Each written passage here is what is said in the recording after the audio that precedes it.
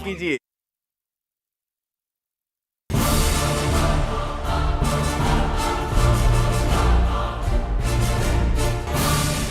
आदाब। आप सबको नीलमा अजीम का सलाम। हमारे इस प्रोग्राम आखिर कब तक में आप सबका तहे दिल से इस्तकबाल करते हुए आज का मौजू हमारा है girl discrimination, child girl discrimination. कितनी हैरत की बात है, हम अपनी ज़िंदगी में हर जगह एक माँ चाहते हैं, एक बीवी चाहते हैं, ऑफिस पे एक सेक्रेटरी चाहते हैं, हॉस्पिटल में एक वुमन नर्स चाहते हैं, और स्कूल में जाएं तो हम चाहते हैं कि हम अपनी बच्चियों को भेजें तो लेडी टीचर हम चाहते हैं। लेकिन जब हमारे यहाँ बच्ची पैदा होती है तो वो हम नहीं चाहते, है ना। ये बड़ी अजीब सी बात। आखिर अगर घर में बच्ची पैदा नहीं होगी या आप नहीं चाहेंगे कि आप उस बच्ची को पैदा होने दें, तो बहुत जल्द आपकी ज़िंदगी में आपके अम्मी, आपकी बहनें, आपकी फूफियाँ, आपकी मुमानियाँ, आपकी भाभियाँ, आपकी बहनें ही नहीं रहेंगी। तो चलिए चर्चा करते हैं आज इस पर।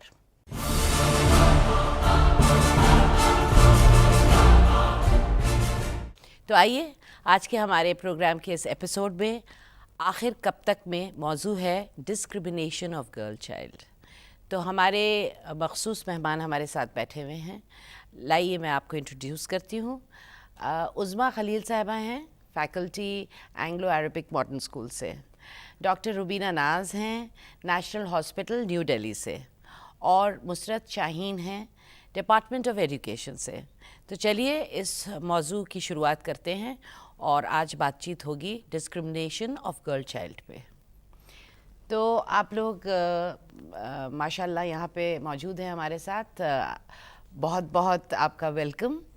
और मैं चाहूँगी कि आप शुरू करें इस बातचीत पे, इस टॉपिक पे अपनी राय दें, और हमारी ऑडियंसेस पार्टिसिपेट करेंगी, आपसे कुछ सवाल करेंगी, कुछ अपने ख़यालात बयान करेंगी, और आप हमें बताइए कि आपका क्या इस पे आपका क्या इल्म है और किस किस्म का डिस्क्रिमिनेशन हो रहा है बच्चियों के साथ। मैं बताना चाहूँगी कि गर्ल चाइल्ड के साथ डिस्क्रिमिनेशन बहुत ही अफसोस की बात है कि बर्थ से पहले ही शुरू हो जाता है। सेक्स डिटर्मिनेशन सेंटर्स की वजह से क्या हो गया, पेरेंट्स को बहुत आसानी हो गई है कि वो अपने होने वाले बच्चे का सेक्स डिटरमाइन करवा सकते हैं और अकॉर्डिंगली एक्ट कर सकते हैं। अगर वो गर्ल चाइल्ड है और वो उसको नहीं कैरी करना चाहते हैं तो वो उसे अबॉर्ट करा देते हैं। कुछ ऐसे केसेस हैं जिसमें बच्ची पैदा करने के बाद भी कत्ल कर दी जी। फीमेल इन्फेंटिसाइड, वही फीमेल इन्फेंटिसाइड तो है ही। फीटिसाइड पहले जो मैंने कहा कि उसमें आपने फीटस को ही मार दिया जी। उसके बाद इन्फेंटिसाइड की बच्ची है, उसने पैदा हुई और आपने पैदा होते ही जैसे ही पता चला the sex of the child is girl, वो एक बच्ची एक लड़की है, आपने उसको जिंदा ही दफना दिया या फिर उसको मार दिया। तो चलिए इसी से रिलेटेड एक कहानी देखते हैं हम स्क्रीन पे, उसके बाद जारी रखेंगे अपनी बातचीत।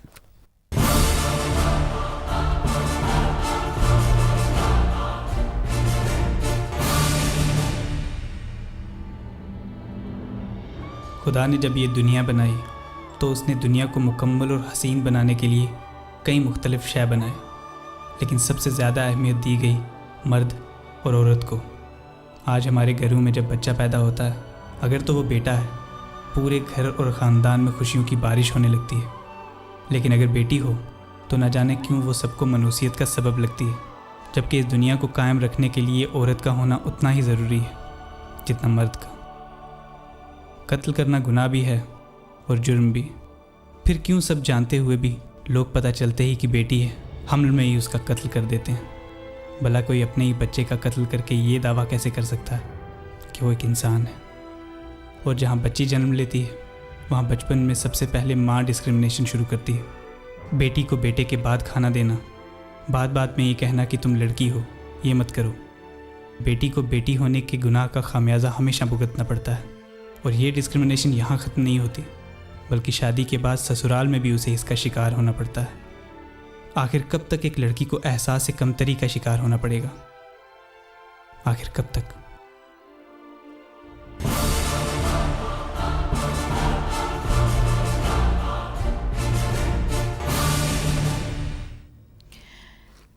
मैं तो बिल्कुल इमोशनली डिस्टर्ब हो गई है फिल्म देख के। आप खुद ही बताइए मुझे कि बच्चियों के साथ इतना जुल्म क्यों होता है, आखिर उनकी क्या गलती है। और सबसे पहली चीज़, जैसे कि उन्होंने कहा कि एक औरतें और जो मर्द हैं उन दोनों का ही, मगर औरतों के बगैर तो मर्द पैदा भी नहीं होते। सबसे बड़ा सवाल तो ये उठता है। एज बीइंग अ डॉक्टर मैं इस चीज़ को रोज़ फेस करती हूँ। मेरा हॉस्पिटल बिलोंग करता है ऐसी कम्युनिटी में है जहाँ पे बहुत ज़्यादा लिटरेट पीपल नहीं होते हैं, middle range of people you know, और वो लोग आते हैं और वो चाहते हैं कि बेटी है तो उसको अबॉर्ट करना है। अल्लाह का शुक्र है कि मेरे सेंटर में ऐसा कुछ नहीं है, सेक्स डिटर्मिनेशन एंड ऑल ये सब नहीं होता है। वो लोग आते हैं पीछे से कि हमने पता किया है बेटी है इसलिए हमें अबॉर्ट करना है, हमें नहीं चाहिए, मेरे पास ऑलरेडी 5 बेटियां हैं, मुझे और बेटी नहीं चाहिए।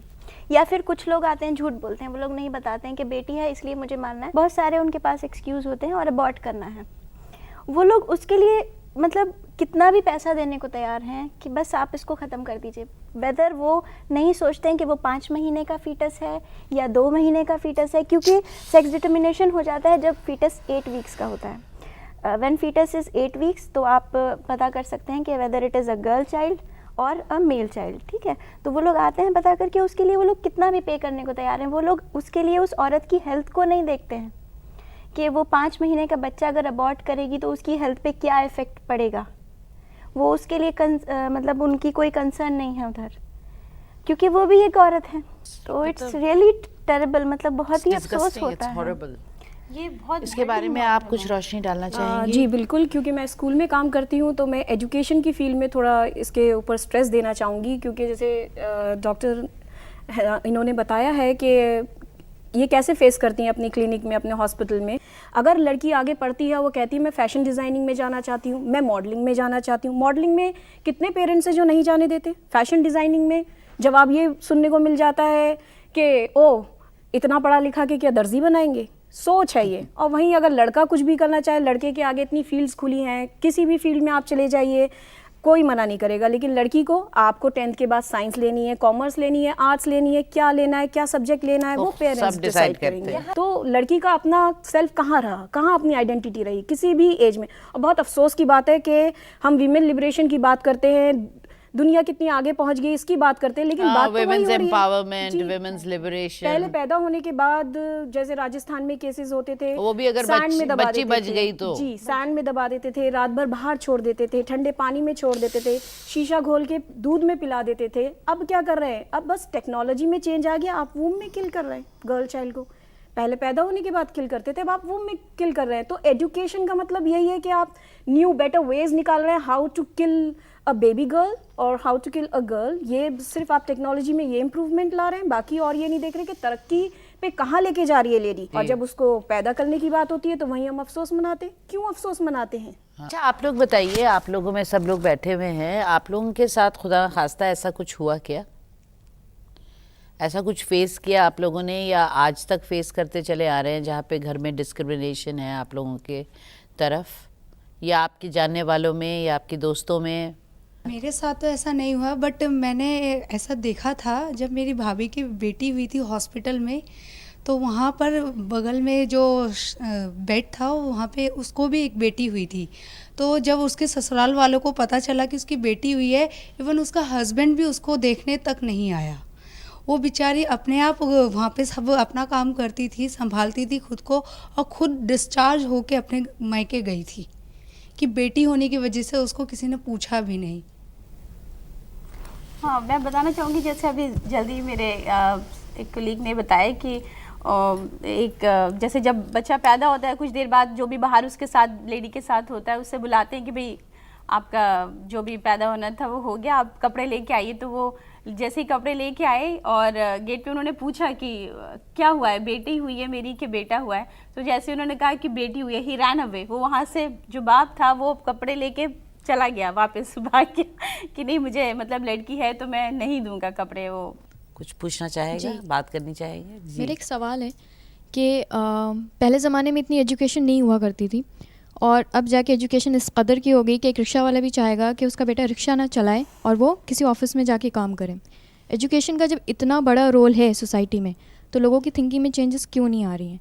इसका मैं जवाब देना चाहूँगी कि ये बात बिल्कुल सही है कि एजुकेशन इतनी आगे स्प्रेड हो रही है, लेकिन फिर भी अभी भी कंजर्वेटिव माइंड्स हैं।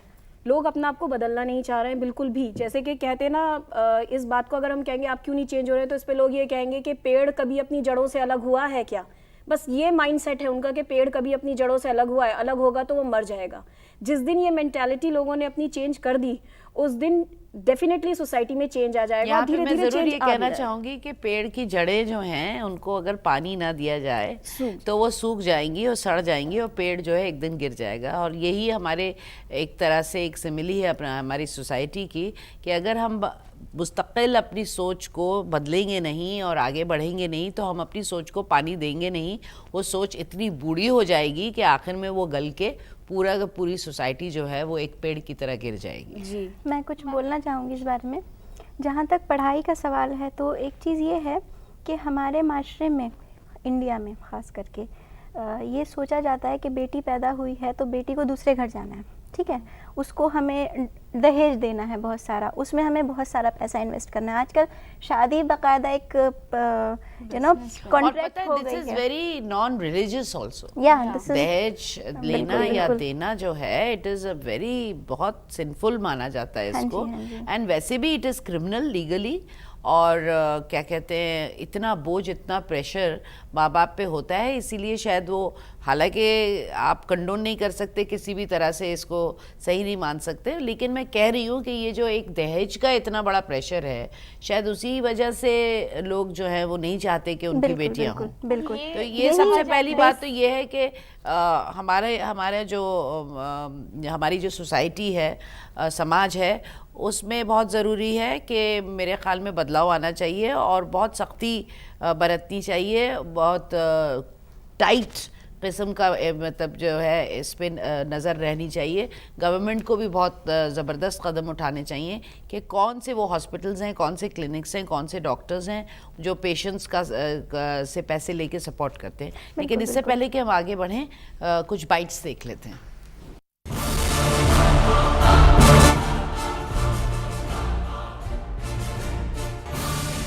जो लड़की की हत्या कर देंगे तो फिर लड़के लोग को शादी का आगे जाके प्रॉब्लम होगा, उसको लड़की किधर से मिलेगी। सबसे पहले तो उसकी माँ, उसको अगेंस्ट करना चाहिए, उसको उनके सामने बिल्कुल भी नहीं झुकना चाहिए। उसके बाद उसका फादर, उसको उसकी वाइफ को पूरा सपोर्ट करना चाहिए। ऐसा नहीं होता है कि अगर लड़की होगी तो उसका आगे वंश निकलेगा नहीं या बढ़ेगा नहीं, ऐसा बिल्कुल भी नहीं होता है। सबसे पहले तो डॉक्टरों को ये चीज़ बंद करना चाहिए और अगर ये चीज़ होती है तो उनका लाइसेंस जब्त कर देना चाहिए। गलत है, मेरा पॉइंट ऑफ व्यू है ये बिल्कुल गलत है। और लड़की का हक है कि उसको पैदा करने से उसको मारना नहीं चाहिए। लड़कियों के नाम से भी कई बार होता है, पेरेंट्स अपने आप को हाईलाइट कर पाते हैं। ऐसा नहीं है कि लड़कियां भी नई पहचान होती। दोनों सही है, दोनों के बीच में कोई भी अंतर नहीं है। अगर ये चीज़ क्लियरली हो जाए तो फिर ये भेदभाव ही मिट जाएगा। तो जैसे कि आप लोगों ने देखा कि लोग जो इसके ख़िलाफ़ हैं वो पता नहीं, ये भी है कि लोग ख़िलाफ़ तो हैं लेकिन आवाज़ उठाने के लिए मेरे ख्याल में हिंदुस्तानी को खड़ा हो जाना चाहिए। It's high time that we take very strongly, हम लोग हर सिटीज़न उसको अपनी ज़ाती रिस्पॉन्सिबिलिटी समझे और जान बचाए। सबसे पहली बात तो यह है कि हमारे मज़हब में ये कहा ही नहीं जाता और किसी भी मज़हब में, किसी भी धर्म में ये कहा नहीं जाता कि आपको इख्तियार है किसी की जान लेने का।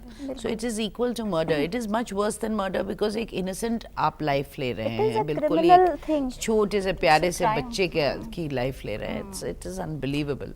It's a crime and illegal.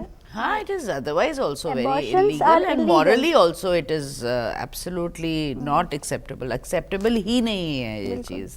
और इसके लिए हम लोग बातचीत ज़रूर कर रहे हैं और इस शो का मकसद ही ये है कि बातचीत सिर्फ ना हो, लोग जो हैं वो महसूस करें इस बात को इस कदर कि वो कुछ करें उसके लिए।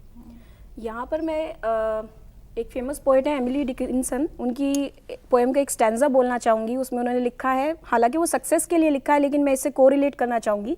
उन्होंने कहा है कि success is counted sweetest for those who never succeed, to comprehend the nectar requires the sorest need. जिसको सबसे ज़्यादा ज़रूरत होती है नेक्टर की, वो जब उस नेक्टर को चखता है, पीता है, उसी को ही पता होता है, वही तारीफ़ कर सकता है कि हाँ क्या चीज़ है। ऐसी जो हमेशा ज़िंदगी में फेलियर रहा है उसे सक्सेस मिलेगी, वही बता सकता है कि सक्सेस हासिल करने का मज़ा क्या है। जो हमेशा सक्सेस हासिल कर रहा है उसे मज़ा का नहीं पता। इसी तरीके से आप उन माँ बाप से पूछिए जो बे औलाद हैं, जो औलाद से महरूम हैं, वो कितनी दुआओं में मांगते हैं कि हमें लड़की मिले, लड़का मिले, बस ए खुदा हमें बच्चा मिले। तो आज जब खुदा नवाज रहा है, बेटी से नवाज रहा है, तो आप उसे वूम में ही मार रहे हैं, पैदा होने के बाद मार रहे हैं, उसे बोझ समझ रहे हैं, तो इंसान कहीं ना कहीं नाशुक्रा हो रहा है। अल्लाह पाक अगर दे रहे हैं तो आप नाशुक्रा होकर उसे ख़त्म कर रहे हैं, और अगर अल्लाह पाक आपको उसी चीज़ से महरूम रख देंगे तो आप कहाँ कहाँ नहीं जाएंगे, किस दरगाह नहीं जाएंगे, और कहाँ कहाँ कैसे कैसे आप मन्नतें दुआएं नहीं मांगेंगे। तो ये इंसान अगर ये रियलाइज़ कर ले कि जो चीज़ मिल रहा है उसे जज़ाकल्लाह करके आप एक्सेप्ट करिए, तो मेरे ख्याल से ये गर्ल चाइल्ड का डिस्क्रिमिनेशन ही ख़त्म हो जाएगा। मैम मैं एक बात कहना चाहूँगी, ये एक बहुत ही छोटी सी सोच है, बहुत गलत सोच है कि ये कहा जाता है कि टू गिव बर्थ और to a girl child is like watering a plant in the neighbour's garden और इन समबडीज एल्स गार्डन, किसी और के बगीचे के पेड़ को पानी डालने की तरह है ये। और लेकिन इसके अगेंस्ट अगर आप नेपोलियन को देखें, उन्होंने कहा you just give me just 100 educated women, सिर्फ 100 औरतें पढ़ी लिखी हमें दीजिए, and I will give you a very successful very developed country, एक बहुत बड़ा नेशन, पढ़ा लिखा नेशन पूरा मैं आपको दूंगा, सिर्फ आप 100 लड़कियां पढ़ी लिखी आप हमें दीजिए।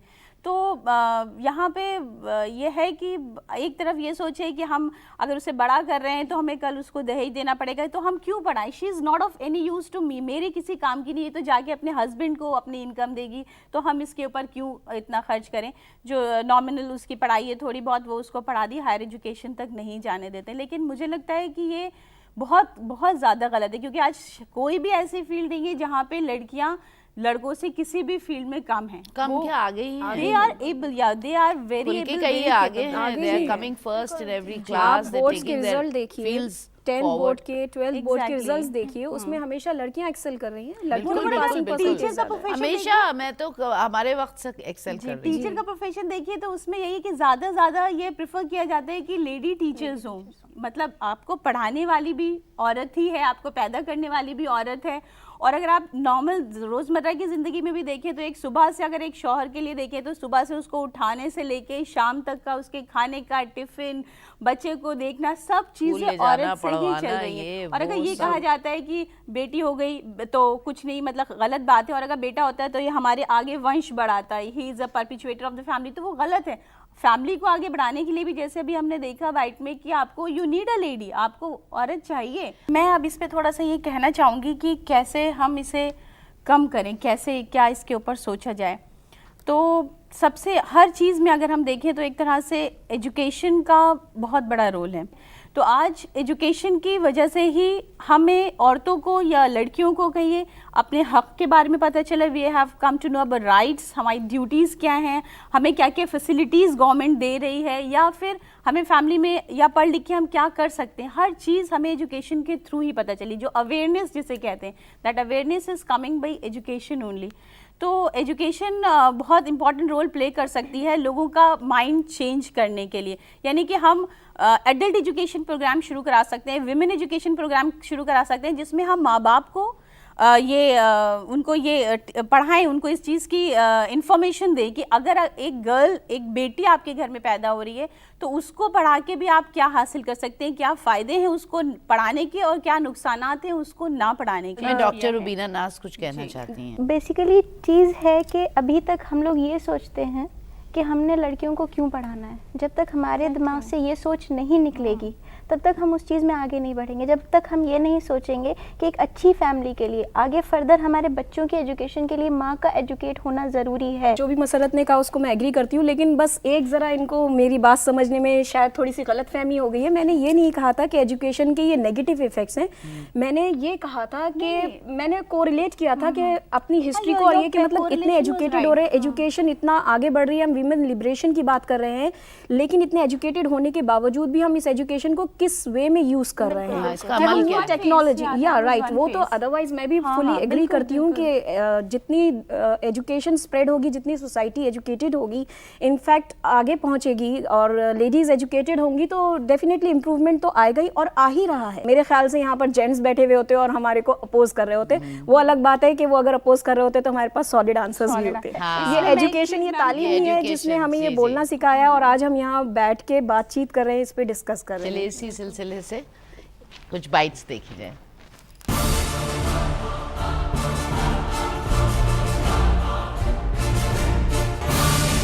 वो ये संसार देखने से पहले ही उस बच्ची को मार देते हैं। वो सब गलत है, क्योंकि लड़कियों को भी अपनी ज़िंदगी जीने का पूरा हक है। पहले ही पैदा होने से मार देना, ये तो एक कानूनी अपराध भी है और धर्म के खिलाफ भी है कि बच्चे को पहले ही मार देना। लेकिन ऐसे लोगों को, जिसमें कि डॉक्टर भी शामिल होते हैं, उसके माँ बाप भी शामिल होते हैं, कुछ उसके रिश्तेदार भी शामिल होते हैं, ऐसे लोगों को कड़ी से कड़ी सज़ा मिलनी चाहिए। ये तो 100% गलत है, ऐसा नहीं होना चाहिए। पहले जैसे कि लड़की होती थी तो लड़की को पहले ही दबा दिया जाता था, मार दिया जाता था। आजकल वैसे जैसे जैसे टाइम चेंज होता जाता है, वैसे आजकल हर एक इंसान अपनी लड़की को आजकल आगे ही भेजती है। जो भी है लड़की ही है। हमें सोच बदलनी पड़ेगी। हम देश तरक्की कर रहा है, हम खुद तरक्की कर रहे हैं, हर चीज़ डेवलप हो रही है, तो हमें उस चीज़ के साथ अपनी सोच बदलनी पड़ेगी।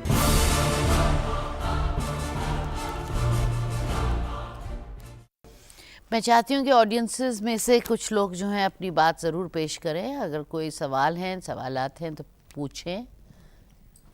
मैं ये कहना चाहूँगी, जो मेल मेजॉरिटी है वो ज़्यादा फोर्स करते हैं अपनी वाइफ को या फिर किसी भी लेडी को कि आप अबॉर्ट कराइए अगर आपको पता चल गया कि गर्ल चाइल्ड है।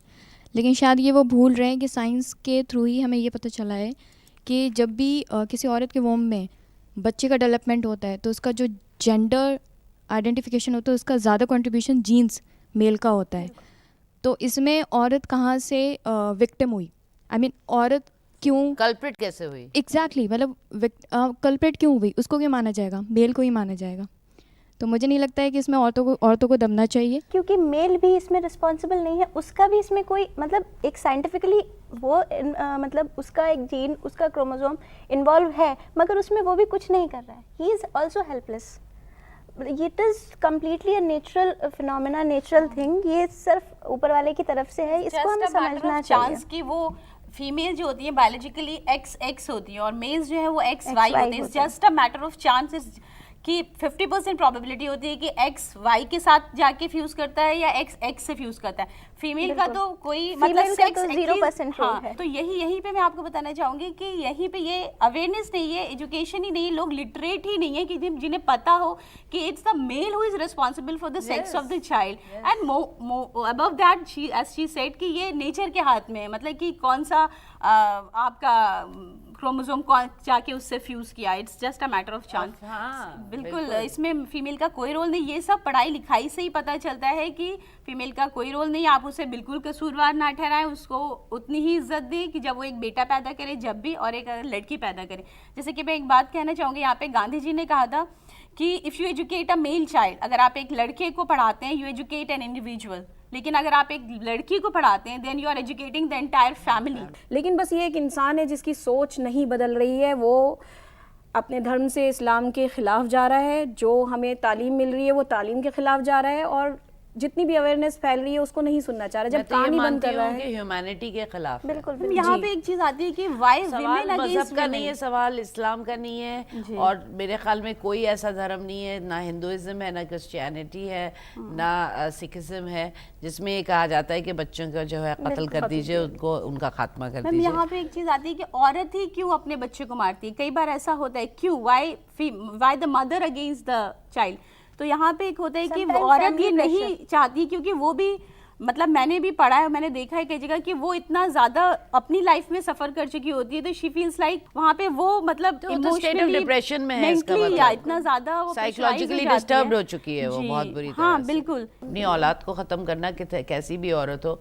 वो मेरे ख्याल में ऐसा नहीं हो सकता कि उसका इम्पैक्ट ना हो उसके ऊपर। जब तक ये सोच खत्म नहीं होगी कि लड़कों से ही वंश आगे बढ़ता है हमारा, हाँ, तब तक ये चीज़ खत्म नहीं हो सकती। वंश तो बढ़ता है एक औरत से जो पैदा करती है।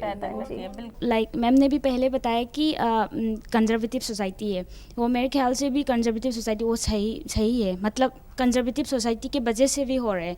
क्योंकि मेरे पास एविडेंस एक है, मेरे एक आंटी है, उसने पहली बार एक बेटी मिला ऑपरेशन करके, और मतलब सर्जरी करके, और दूसरी बार भी एक बेटी मिला, सेकंड बच्चे हो गए, और थर्ड टाइम भी वो कोशिश करे। मैंने कहा आंटी आप ऑपरेशन भी कर रहे हैं, अपनी हेल्थ के बारे में भी सोच लो, और मैंने कहा कि बेटा ज़रूरी है और ऐसे ऐसे ज़रूरी है, हाँ कि लड़का होना चाहिए। हाँ ऐसे कर रहे कि फिर भी मतलब वो इतना उनको इस बात का एहसास था कि 2 बेटियां हो चुकी हैं, तो सेहत खराब होने के बावजूद भी और इतना रिस्क लेने के बावजूद भी और कोशिश करे थी हाँ बेटे के लालच में कि बेटा किसी तरह से हो जाए तो मेरा भी स्टेटस जो है वो खानदान में जो है एक जगह पे आ जाएगा।